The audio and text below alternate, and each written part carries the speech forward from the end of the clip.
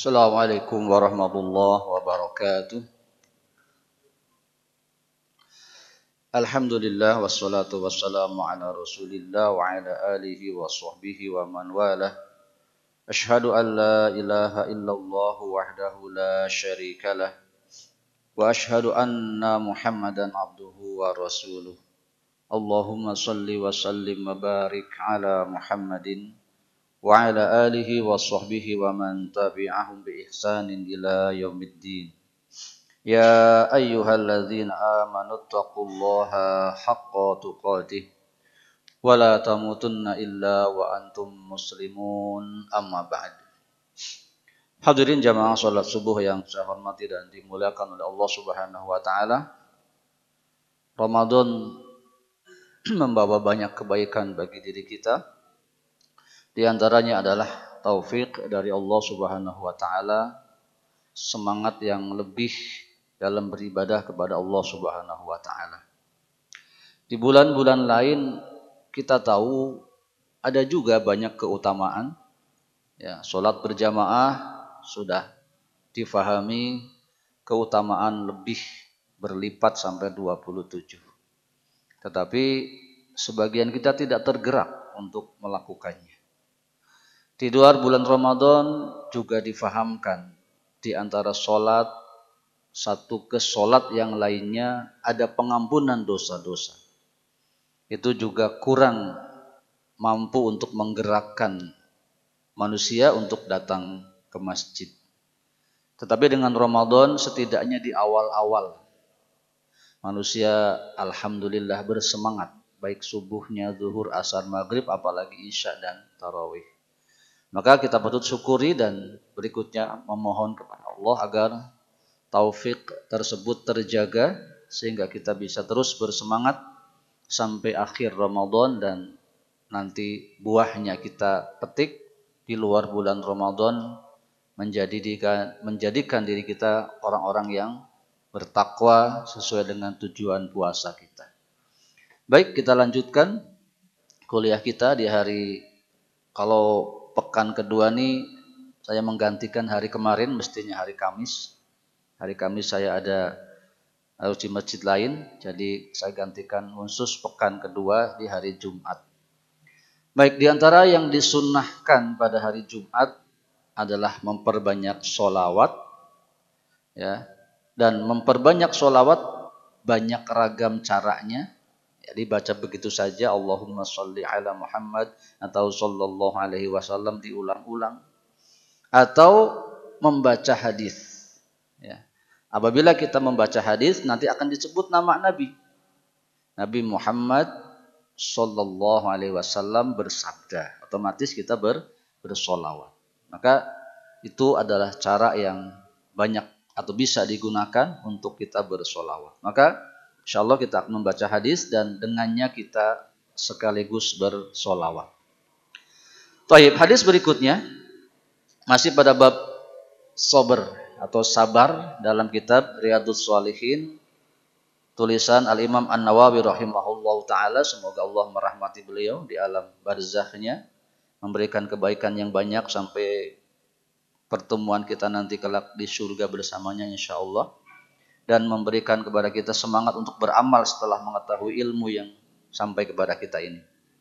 Hadis nomor 33. Wa an Aisyah radhiyallahu anha annaha sa'alat Rasulullah sallallahu alaihi wasallam 'anit ta'un, ya, fa akhbaraha annahu kana 'adzaban yab'atsuhu Allah ta'ala 'ala man yasha faj'alahu Allah ta'ala rahmatan lil mu'minin. Ya. Dari Aisyah radhiyallahu anha, Ummul Mukminin, istri Rasulullah sallallahu alaihi wasallam, beliau berkata, bertanya kepada Rasulullah sallallahu alaihi wasallam beliau anit taun, tentang taun.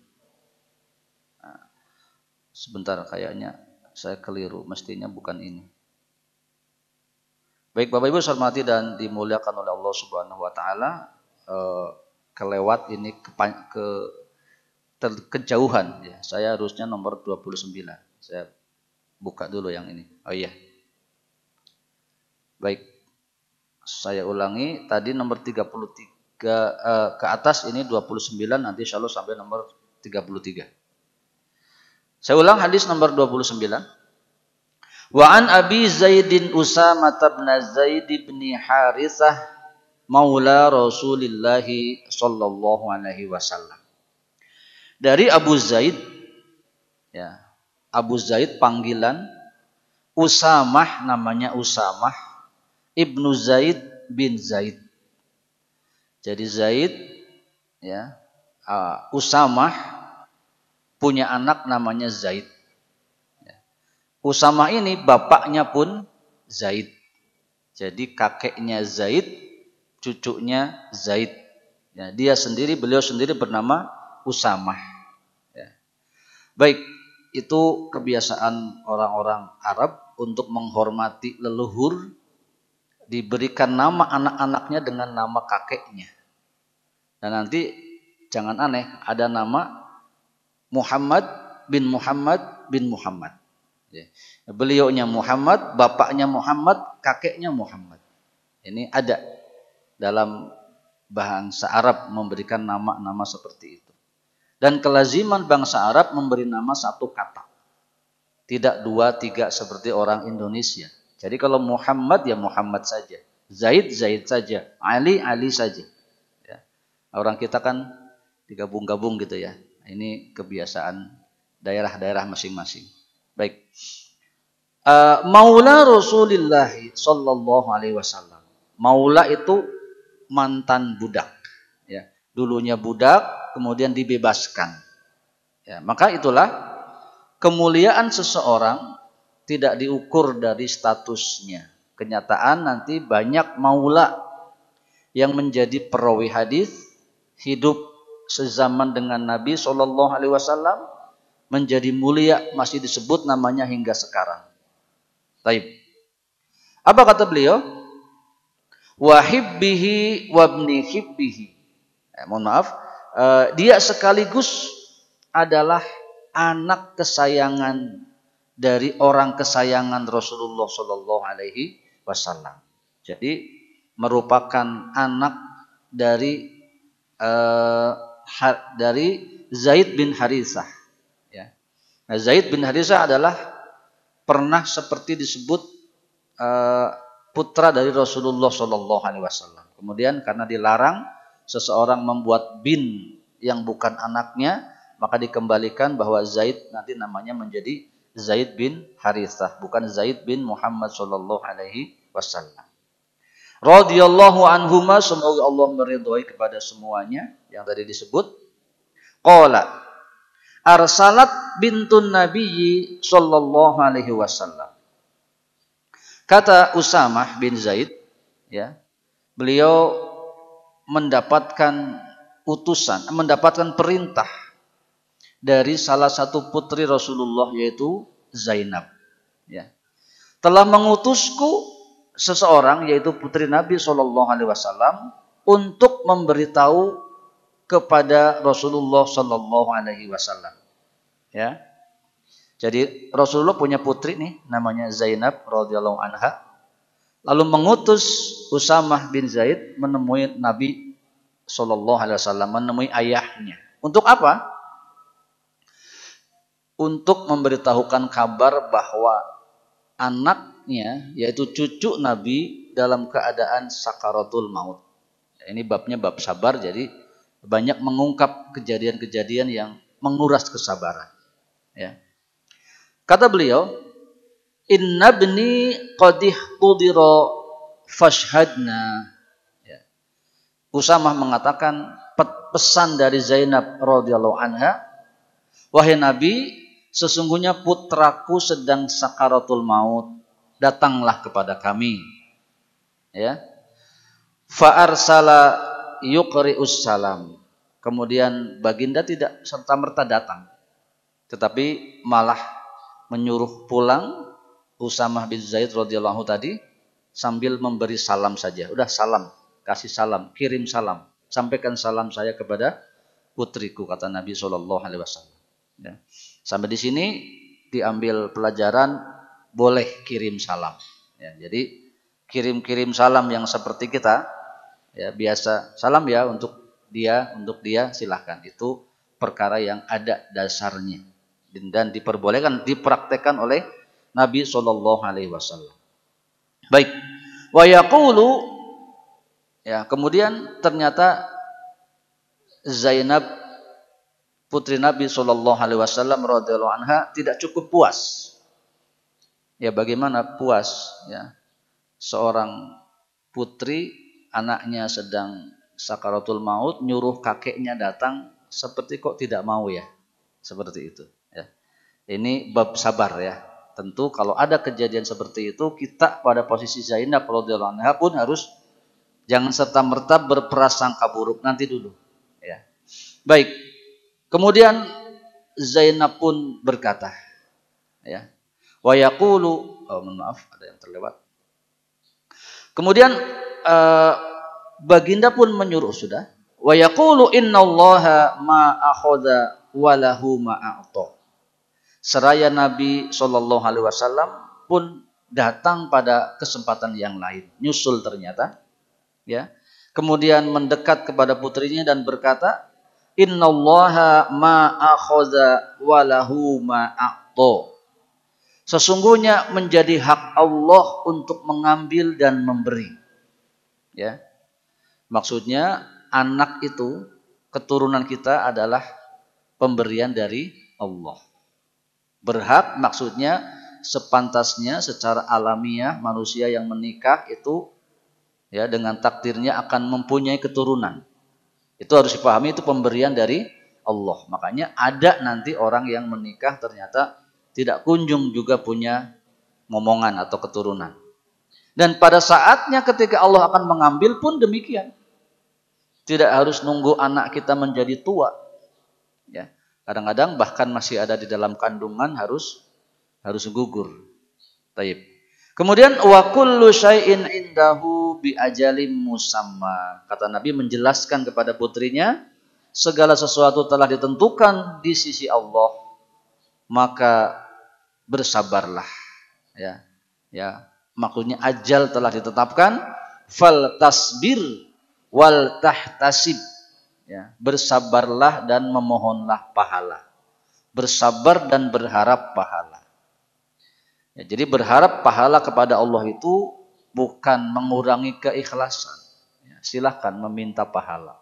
Ya, terkhusus terhadap sesuatu yang menyakitkan diri kita, membuat perasaan tidak nyaman, maka dari hal tersebut boleh meminta pahala kepada Allah Subhanahu wa taala. Jadi dijelaskan seperti itu. Baik.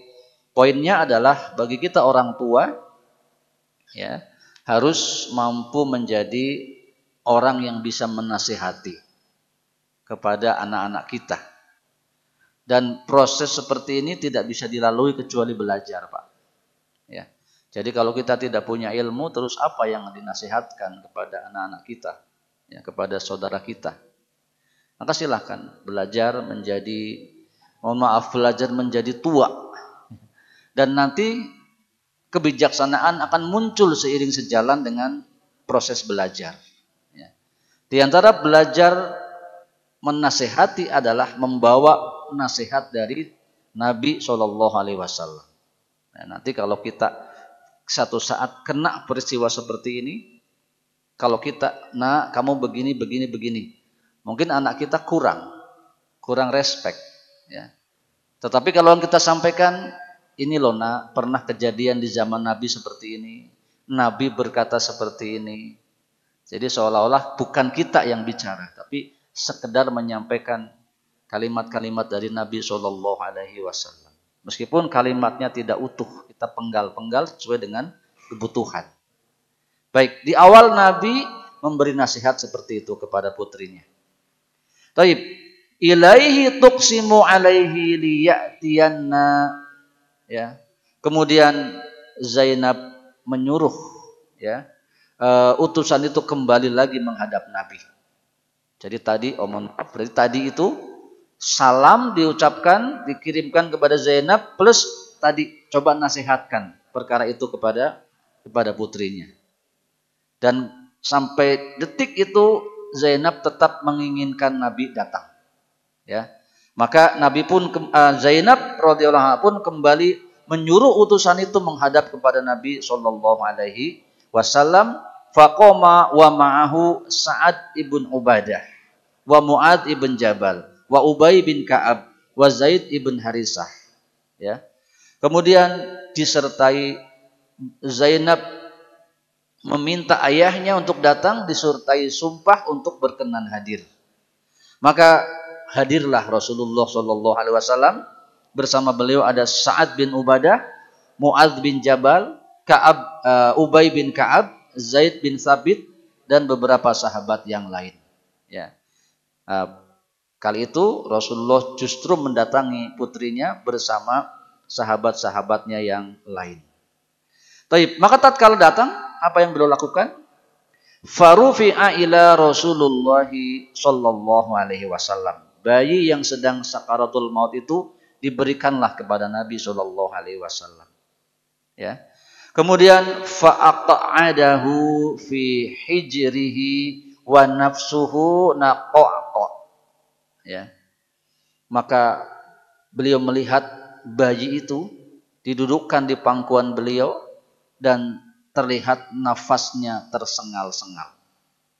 Ya. Kalau zaman sekarang sepertinya dibawa ke UGD dulu, Pak. Ya. Anak kecil sedang seperti itu, ya. Nah, tentu kalau zaman sekarang dilarikan dulu ke UGD. Tetapi inilah yang boleh dilakukan oleh setiap kita. Ya. Terkadang tanda-tanda kematian itu nampak. Ya, jadi kalau sudah seperti itu, ya, boleh seseorang menunggu ajal saja. Biarkan apa yang dikehendaki oleh Allah. Jadi kalau orang sudah seperti itu, nanti apakah dia kecil atau tua, itu boleh dibiarkan sehingga nanti kalau Allah berkehendak akan mengambil nyawanya atau diobati juga boleh. Sebab apa? Sebab banyak kejadian, Pak. Ya, sudah seperti itu keadaannya, orang tidak paham. Tetap dilarikan ke rumah sakit, akhirnya ya tidak tertolong di jalan, malah meninggal di jalan. Ya, ini untuk kita, maka kadang-kadang kita harus ridho terhadap sesuatu yang pahit sekalipun, ya, tanpa harus melakukan perkara-perkara yang merepotkan banyak orang. Ya, seperti itu. Karena ajal telah ditetapkan oleh Allah Subhanahu wa Ta'ala. Tetapi kalau dilakukan bagaimana? Semua jadi ibadah. Ya, kalau ada orang sakit parah kemudian dilarikan ke UGD, itu semua upaya-upaya dinilai sebagai pahala di sisi Allah Subhanahu wa Ta'ala, bentuk usaha. Taib. Kemudian fafadat ainahu. Ternyata Rasulullah Shallallahu alaihi wasallam meneteskan air matanya. Ini pertanda memanglah Nabi Muhammad Shallallahu alaihi wasallam manusia biasa. Melihat cucu seperti itu mana ada kakek yang tahan, ya. Dan biasa kita itu, sebagian kita atau banyak di antara kita justru lebih sayang kepada cucu atau telah lupa kesayangnya kepada anak karena sudah terlalu lama, pas ada cucu seperti sayang lebih, Pak, ya. Ini terjadi kepada Nabi Shallallahu alaihi wasallam, beliau meneteskan air mata. Ya. Kemudian faqala Sa'ad bin Ubadah berkata, "Ya Rasulullah, ma hadza?" Ya. Apa ini? Maksudnya kenapa engkau seperti itu sampai meneteskan air mata? Ya. Mungkin kata kita kayak bukan laki-laki saja. Pakai nangis segala macam, ya. Tapi apa kata Nabi? Faqala hadhihi rahmatun. Ini rahmat. Inilah bentuk rahmat dari Allah Subhanahu wa Ta'ala. Seorang laki-laki setegar apapun dikaruniai kesedihan juga sehingga bisa meneteskan air mata. Pada bab lain, meneteskan air mata adalah bab untuk melembutkan hati. Ya. Jadi kalau ayah jeger, Pak, puntennya, atau orang yang sombong itu sulit berubah kalau belum sampai nangis, ya, menyesali keadaannya. Nah, maka silahkan. Apabila ada yang mampu, misalkan seorang ustadz dan lainnya, berceramah sampai membuat jamaahnya menangis, silahkan. Ya. Untuk meruntuhkan kesombongan, ya, untuk melembutkan hati. Ada Pak, ada beberapa cara ya. Saya termasuk yang belum mencarinya, belum membiasakan diri berceramah sampai jamaahnya menangis. Tapi ustadz lain ada. Ya. Sekali-kali kita kalau perlu datang ke yang seperti itu. Ya. Nah, baik, jadi menangis bagi laki-laki bukan aib, meskipun dia adalah seorang yang badan tinggi besar, dikenal sebagai orang yang kuat, dan seterusnya.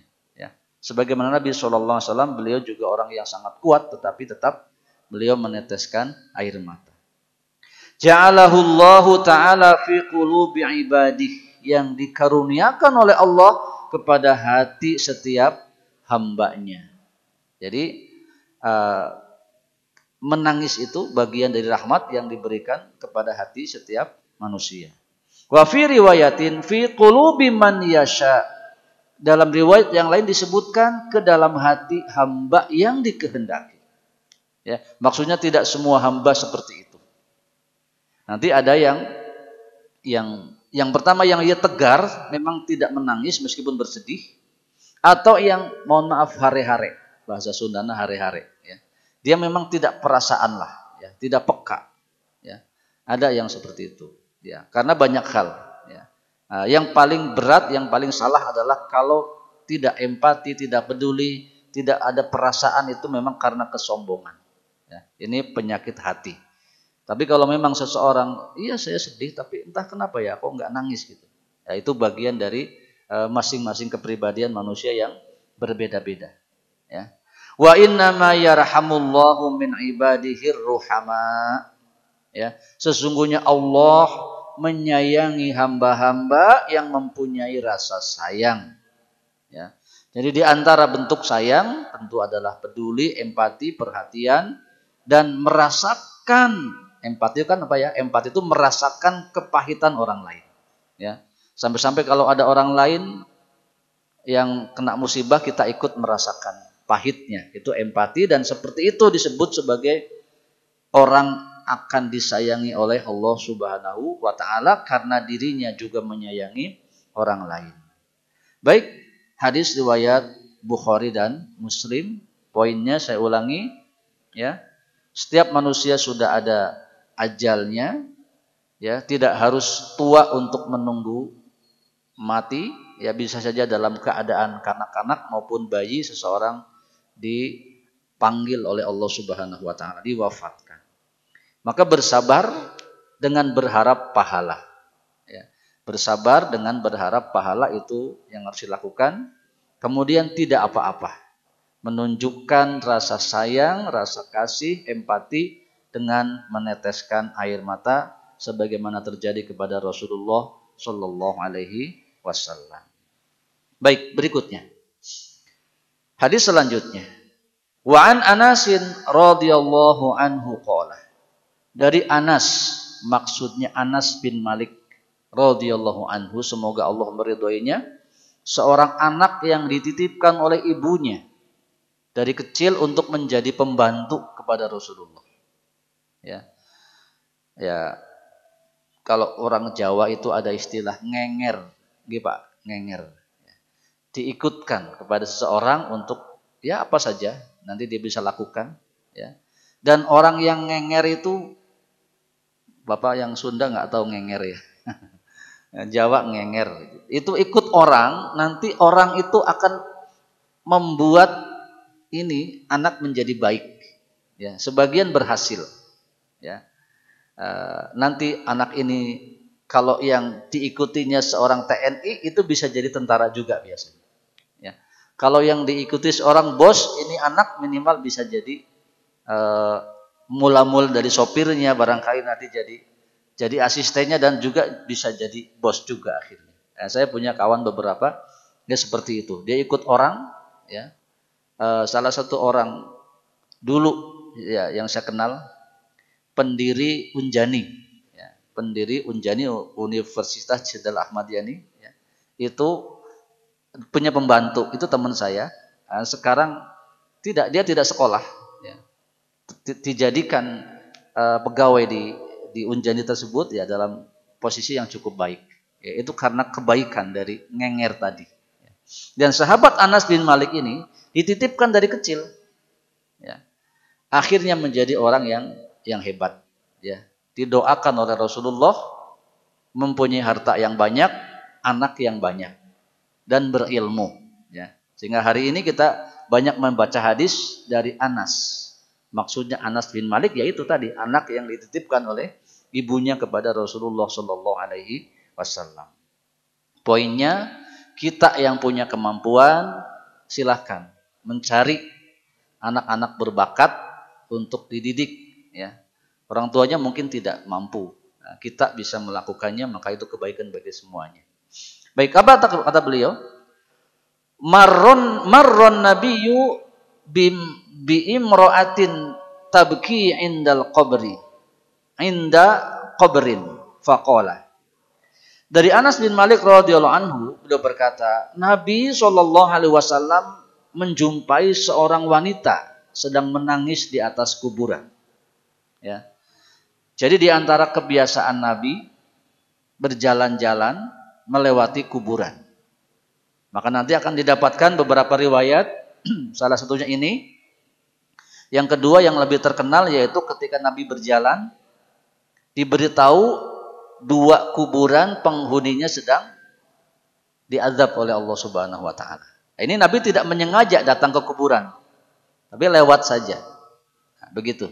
Nah, nanti dari situ lahir beberapa poin hukum yang bisa diambil. Ya. Poinnya dari sini, boleh sekali-kali kita juga jalan melewati kuburan, Pak. Ya, seperti itu. Untuk apa? Sekalian ziarah kubur. Ya, ziarah melihat, jadi sekedar melihat kita ingat akan mati itu sudah ziarah. Ya.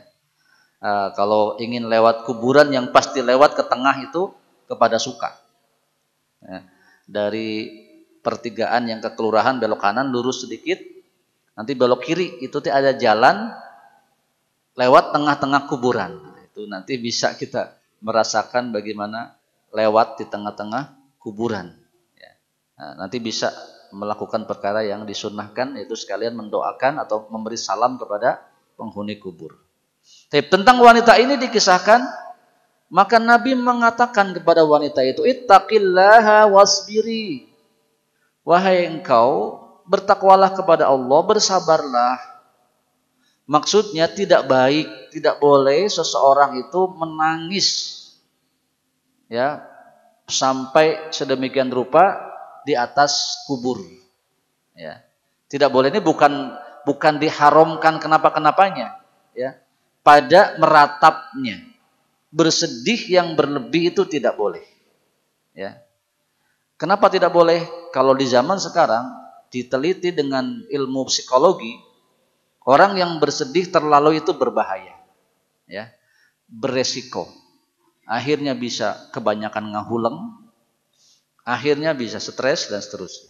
Itu baiknya ajaran Nabi melarang seseorang, bahasanya an-niyahah, meratap ya, sampai pukul-pukul diri, oseh-osehan, aduk lajer gitu kata orang Sunda. Itu diharamkan kalau sampai seperti itu. Maka ketika ada wanita menangis di atas kuburan, Nabi melarangnya, khawatir nanti malah keterusan. Ya, bertakwalah kepada Allah, wasbiri, dan bersabarlah. Faqalat, ternyata wanita ini menjawab, ilaika anni fa innaka lam tusab bi musibati walam ta'rifhu. Ya, wanita ini jawab kepada Nabi sallallahu alaihi wasallam, engkau pergilah ya, karena engkau tidak pernah ditimpa musibah yang seperti aku alami.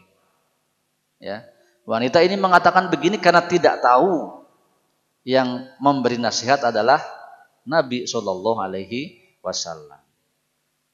Jadi memang orang yang sedang kena musibah begitu, Pak. Kalau dinasihati kadang-kadang, Mas sabar ya, Mbak sabar ya, ya sampean nggak ngalamin, ya nggak ngerti, ya kadang begitu. Ya ini 2 posisi yang silakan saja. Orang yang memberi nasihat ya nasihati begitu. Kalau ada jawaban kayak gitu ya wajar, karena memang orang yang terkena musibah bukan kita. Ya, dan kita tidak tahu latar belakangnya seperti apa. Ya, jadi Nabi pun membiarkan saja, tidak marah gitu, dibegitukan oleh wanita tadi. Ya, baik. Jadi intinya wanita ini tidak tahu kalau yang memberi nasihat adalah Nabi. Poinnya, Bapak Ibu sekalian, Nabi itu hidup di kota kecil, kota Madinah. Tapi ternyata ada orang tidak tahu kalau dirinya adalah Nabi. Jadi jangan kecil hati kalau sekedar jadi pejabat tidak dikenali, sekedar jadi ustadz tidak dikenali. Ini Nabi, ada yang sampai tidak kenal, Pak. Seperti itu. Baik. Faqila laha, kemudian ada orang lain yang datang memberitahu, innahun nabiyyu sallallahu alaihi wasallam. Ya, dia itu tadi nabi, ya. Kemudian wanita ini fa'atat baban Nabi sallallahu alaihi wasallam, pun mendatangi rumah Nabi sallallahu alaihi wasallam, ya. Terkejut dia. Apa yang terkejut? Falam tajid indahu bawabin. Dia tidak menjumpai di depan pintu Nabi ada penjaga. Ya. Yang dia bayangkan Nabi penguasa daerah pada waktu itu, ya, pemimpin kaum muslimin tentu seperti raja, ya, rumahnya magrong-magrong begitu, ada penjaganya. Ternyata tidak. Kenapa disebutkan ini? Supaya dia tahu bahwa yang sedih itu bukan dia saja, yang posisinya tidak nyaman itu bukan dia saja. Ini Nabi, memang dia tidak mengalami peristiwa seperti dia, tetapi ternyata bukan orang yang hidup bersenang-senang sehingga gampang menasihati orang yang kekurangan atau bersedih tadi. Ya. Kemudian setelah memasukinya, dia pun berkata, ya, lam a'rifka, aku tidak mengenalmu wahai Nabi. Faqala, maka Nabi menasihatkan, innamas sabru 'indas sadmatil aula, muttafaqun alaih. Kata Nabi SAW menasihati, sesungguhnya kesabaran itu pada benturan yang pertama. Ya. Maksudnya bisa jadi orang yang meninggal ini adalah orang pertama yang dicintainya, mungkin suaminya. Ya. Sebab berbeda, Pak. Orang-orang Palestina sekarang di Gaza tuh anaknya meninggal, bapaknya meninggal, istrinya meninggal biasa aja, Pak. Karena yang lain juga begitu. Ya. Keadaannya sama. Ya. Atau sebelumnya juga dulu begitu, kakek saya meninggal di bom dan seterusnya. Jadi kesabaran itu sudah tertata. Beda dengan orang yang pertama. Nah, maksudnya adalah jika kita mampu bersabar pada kali pertama kita kena, itu paling utama. Ya. Dan ini Bapak-bapak tidak bisa kita lakukan kecuali kita tahu ilmunya yang disebut oleh Nabi ini. Ya. Maka setelah ini mudah-mudahan kita bersabar. Ya. Kalau tiba-tiba ini baru pertama saya alami. Kalau di antara keluarga ada yang meninggal, mungkin bapak dulu, nah, sudahlah.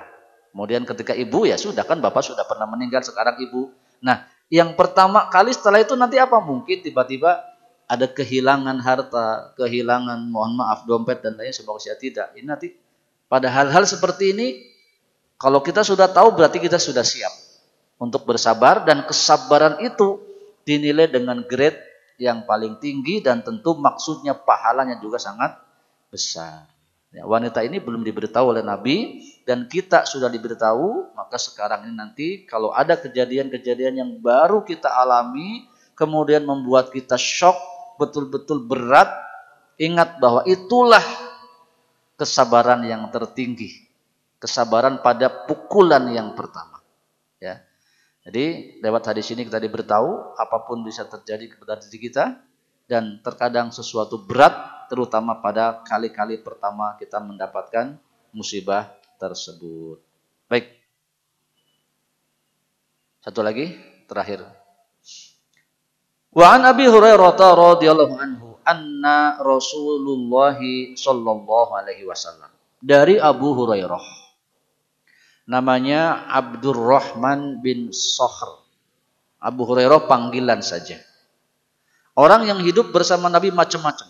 Abu Hurairah ini orang yang ikut Nabi terus, ya. Miskin beliau, tidak berminat untuk mencari urusan dunia, ya. Ikut Nabi terus. Bisa digolongkan ahlus sufah, ya. Orang yang hidup bersama Nabi, tinggal di masjid Nabi Shallallahu Alaihi Wasallam. Dan menjadi mulia sebagai orang yang terbanyak meriwayatkan hadis Nabi Shallallahu Alaihi Wasallam di atas istrinya. Ya. Jadi hadis Nabi itu apa yang didengar, apa yang dilihat, apa yang disetujui pada masa Nabi hidup, didengar oleh orang itu nanti diriwayatkan. Mestinya yang paling banyak siapa? Istrinya. Yang tidur bersamanya, main bersamanya, apapun bersamanya, mestinya paling banyak menyampaikan apa hal Nabi buat. Tapi ternyata tidak. Abu Hurairah lebih banyak daripada Aisyah radhiyallahu anha. Ini sisi-sisi kemuliaan orang yang ingin berada di dekat Rasulullah Shallallahu Alaihi Wasallam. Apa kata beliau? Anna Rasulullah Shallallahu Alaihi Wasallam qala, bahwasanya Rasulullah Shallallahu Alaihi Wasallam bersabda, yaqulullahu ta'ala, berfirman Allah Subhanahu wa taala. Ini namanya hadis qudsi. Hadis yang bentuknya kalimat beliau sendiri, tetapi atas firman dari Allah secara langsung. Ya. Seperti Al-Quran, tetapi Al-Quran itu Allah berfirman begini, disampaikan apa adanya. Ya, alhamdulillahirabbil alamin. Artinya apa? Segala puji bagi Allah, Tuhan semesta alam. Itu diwahyukan begitu, disampaikan begitu. Tetapi hadis qudsi ini pesan Allah punya, tetapi bagaimana menyampaikan terserah kepada Nabi Shallallahu Alaihi Wasallam. Ya. Saya mudahkan. Ya. Misalkan saya punya pesan, saya bilang kepada Pak Riki, Pak Riki nanti setelah pengajian sarapan. Ya. Saya cuma pesan gitu. Ya. Pak Riki nanti menyampaikan kepada jamaah terserah. Bagaimana caranya, pokoknya sampai bahwa setelah pengajian ada sarapan. Itu mirip seperti itu. Nah, beda dengan pidato wali kota. Ya, pidato wali kota ditulis, maka yang baca ya begitu, apa adanya. Ini analoginya. Quran begitu, datang dari Allah lewat malaikat Jibril, begitu adanya, pelek, sampaikan. Ya. Adapun hadis qudsi bebas. Nabi mau ngomongnya kayak apa, yang penting pesannya itu dari Allah Subhanahu wa taala. Baik. Apa firman Allah? Mali abdil mu'min abdi jazaun idza qabattu safiyahu min ahli dunya tsumma tasabahu illal jannah. Rawahul Bukhari.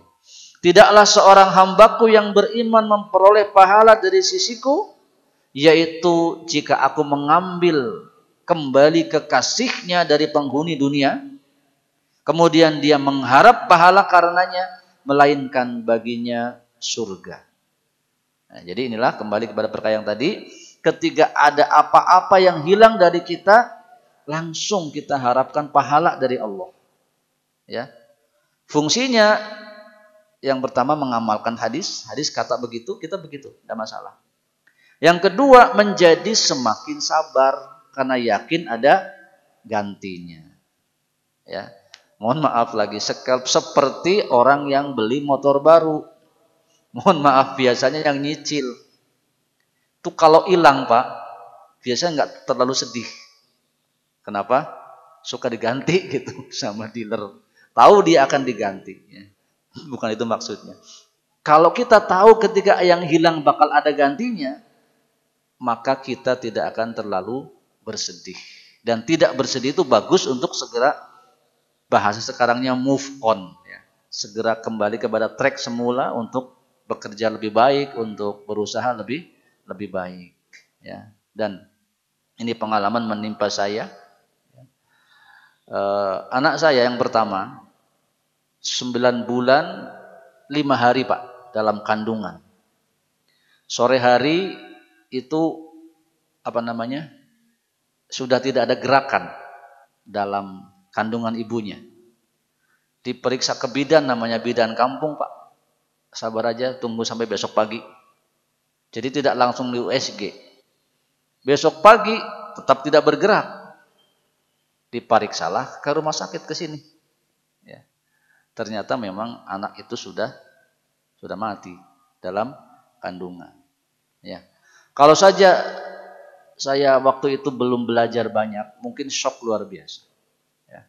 Tetapi ketika tahu bahwa setiap anak yang belum dewasa kemudian mati dia menjadi calon penghuni surga, maka kesedihan seperti hilang, Pak. Tidak bersedih lagi. Karena tahu bahwa anak itu nanti akan ada di surga.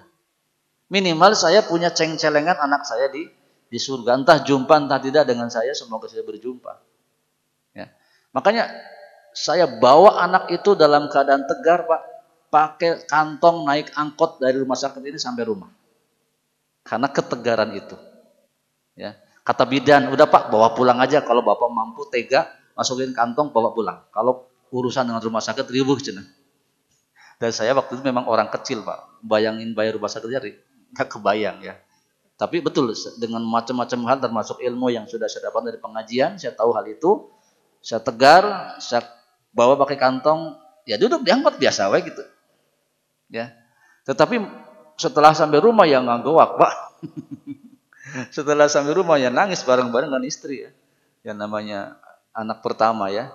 Taib. Jadi maksudnya adalah mari dalam setiap musibah yang kita dapatkan itu boleh langsung berharap gantinya dari sisi Allah Subhanahu wa taala karena Allah tawarkan. Kata Allah tadi dalam hadis qudsi ini, siapa hambaku yang beriman kepadaku ya memperoleh pahala dari sisiku apabila ada salah satu dari anggota keluarganya dari kekasihnya yang diwafatkan oleh Allah Subhanahu wa taala. Hadis riwayat Al-Bukhari. Baik, satu lagi ya tadi bilang sampai 33 ini terakhir, tidak ada lagi. Pendek saja, saya bacakan langsung. Ini yang tadi dibaca di awal ternyata ada di sini. Dari Aisyah radhiyallahu anha, dia bertanya kepada Rasulullah tentang wabah, taun. Jadi zaman dulu sudah ada wabah. Di kita wabah terakhir apa? Covid ya, Covid-19. Ini wabah. Apa kata Allah Subhanahu wa taala tentang hal ini? Kata Nabi sallallahu alaihi wasallam, "Annahu kana azaban yab'atsuhu Allah taala ala may yasha." Adapun taun itu, wabah itu adalah sesuatu yang akan ditimpakan oleh Allah berupa azab dunia kepada siapa saja yang dikehendaki. Ya, tentu terutama adalah orang-orang kafir yang akan dihukum oleh Allah Subhanahu wa taala. Inilah bentuk hukuman langsung di dunia kepada umat Nabi Muhammad sallallahu alaihi wasallam. Kalau umat terdahulu, Pak, berbuat ingkar kepada Allah itu dihabisi. Diratakan dengan tanah, ditenggelamkan ke dalam bumi. Ya. Tapi untuk umat Nabi Muhammad tidak. Tetapi ada supaya juga ada pelajaran, yaitu terkadang ada bencana alam yang speknya besar tapi tidak menghancurkan semuanya dan ada sisanya. Terkadang penyakit-penyakit yang susah diobati semacam yang terjadi kemarin Covid-19. Faja'alahu Allah Ta'ala rahmatan lil mu'minin, dan dijadikan ia sebagai rahmat.